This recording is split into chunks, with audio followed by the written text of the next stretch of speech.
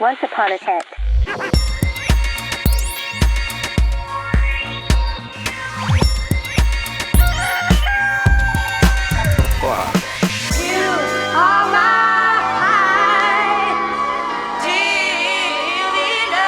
You Are My Eye de Demon sort le 20 janvier 2000 en pleine vague French Touch, un tube électro dont le succès prend une tournure planétaire avec la sortie d'un clip en plan séquence devenu culte. Un baiser lent, long, initiatique qui consacre définitivement ce tube comme l'hymne love du passage au nouveau millénaire. Ange et démon, voilà Jérémy Mondon, le créateur de You Are My Eye, arrivé étonnamment sur la planète électro par la case rap. Moi, quand j'ai décidé de faire de la musique électronique, enfin de la musique avec des machines, j'ai écouté, je sais pas, Public Enemy, Wu-Tang.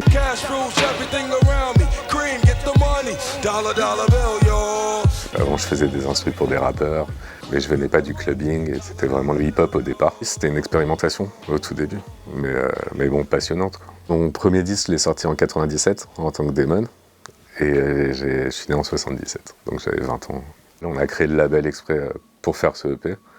Il y avait 5 titres dessus, et c'est les 5 premiers titres de musique électronique que j'ai fait dans ma vie.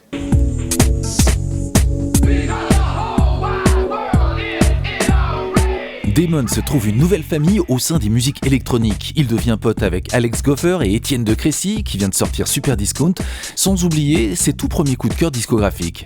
Je pense que vraiment l'histoire d'amour, au début elle est née sur quelques disques de iCube et Tranquillou.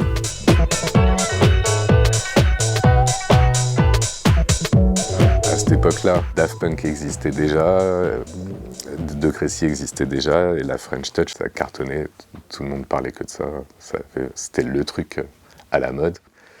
Et Sony, ils n'avaient pas encore leur artiste de French Touch. Je suis allé les voir avec une maquette très sympa, mais pas du tout efficace, pas du tout fini, pas du tout commercial. Et donc, ouais, c'est bon, on te fait et tout, ça y est, on a notre artiste de French Touch.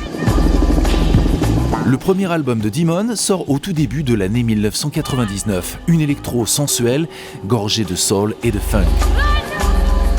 Ça marchait vraiment très bien. Après, pas à une échelle de tube, quoi, mais pour un album aussi underground, c'était super. Il y avait des articles partout, des Télérama, Les Inrecuptibles. En fait, vu que la musique n'est pas commerciale, mais grand public, assez accessible, et ça parlait à des gens qui connaissaient rien à l'électro, à la house. Quand je faisais ces lives-là en club, c'était super, ça se passait hyper bien. Mais je sentais que ça manquait d'un hymne ou d'un morceau phare, comme ont tous les groupes, quoi.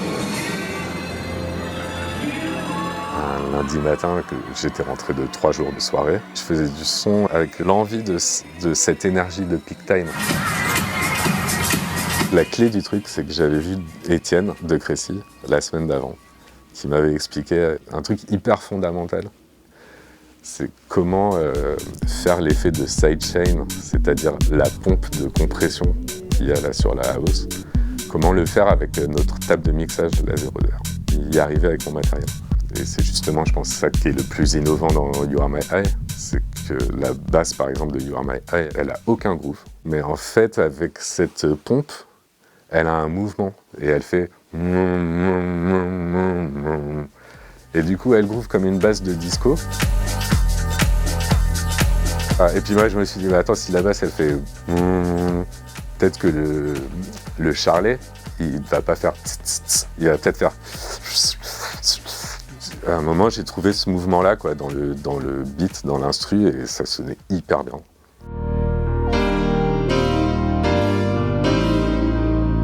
J'ai écouté quelques vinyles, comme on faisait à l'époque, quand on laissait tourner l'instru, et puis on mettait des vinyles sur la platine MK2. En fait, le morceau original, c'est un slow de The Gap Band. C'est un gros groupe de funk des années 70.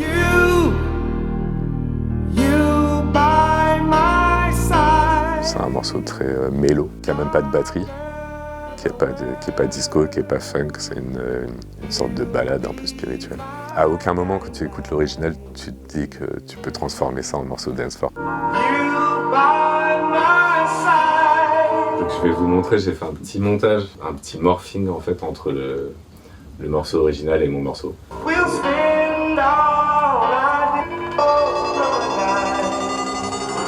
un petit peu au page.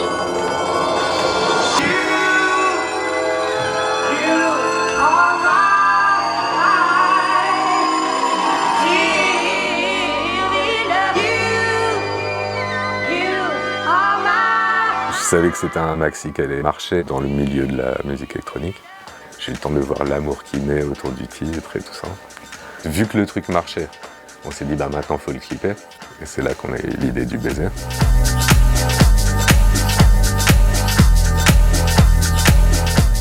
À l'époque, dans les locaux du label, on avait un poster de WAD Magazine où la couve c'était un baiser. C'était pas un baiser, c'était le baiser de You Are My Eye. Parce qu'en fait, c'était une photo de Jürgen Osterhild avec déjà Dragixa et Hakim qui sont les acteurs du clip, puisqu'on a repris les mêmes. Pour les 25 ans de You Are My Eye, Dragixa, la comédienne à l'époque du clip ex-star du X, retrouve Dimon pour évoquer cette vidéo devenue culte. Coulisses d'un clip rentré dans l'histoire par la magie d'un baiser.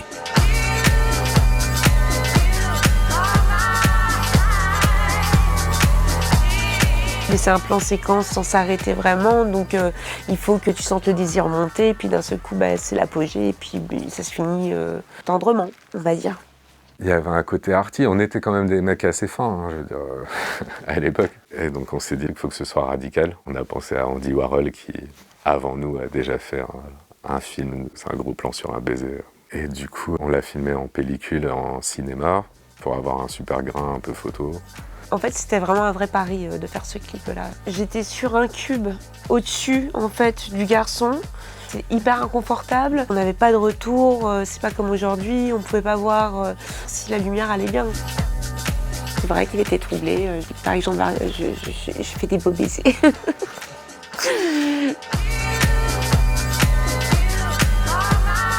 Ça m'a jamais dérangé. On croit que c'est deux garçons ou deux filles. C'était très bien. Ça apportait l'ambiguïté. Ça faisait un buzz de plus, si tu veux. Ça faisait un truc qui faisait parler encore du clip en plus, quoi. Donc c'est plutôt intelligent même.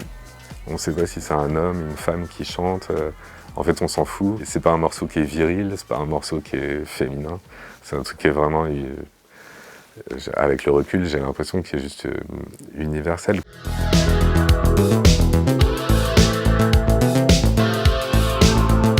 Ce baiser à pleine bouche, c'est un clip vu 58 millions de fois. C'est aussi de nombreuses reprises par DJ Snake, mais aussi Agar Agar.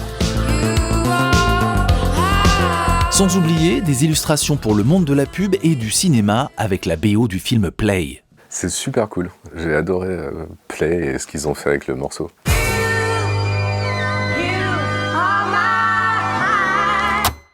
Ils ont extrait les trucs les plus représentatifs de toute mon époque, et que ce soit symbolique du passage à l'an 2000, et ça m'a touché. Quand je l'ai vu au cinéma, j'étais super ému. Arrête de filmer, s'il te plaît.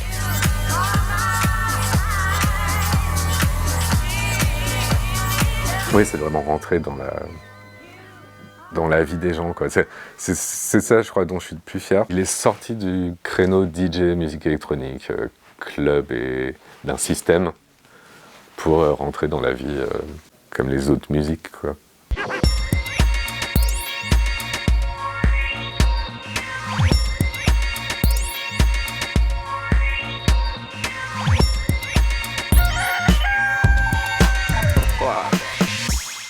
Ouais, le truc en fait qui me plaît le plus, c'est qu'il vieillit pas, que quand je le joue maintenant, j'ai l'impression que je viens de le composer. Et que les gens, quand ils dansent, ils ont l'impression qu'ils sont dans une soirée super fraîche et ils se disent pas qu'ils sont à un gala de vieux chanteurs des années 80.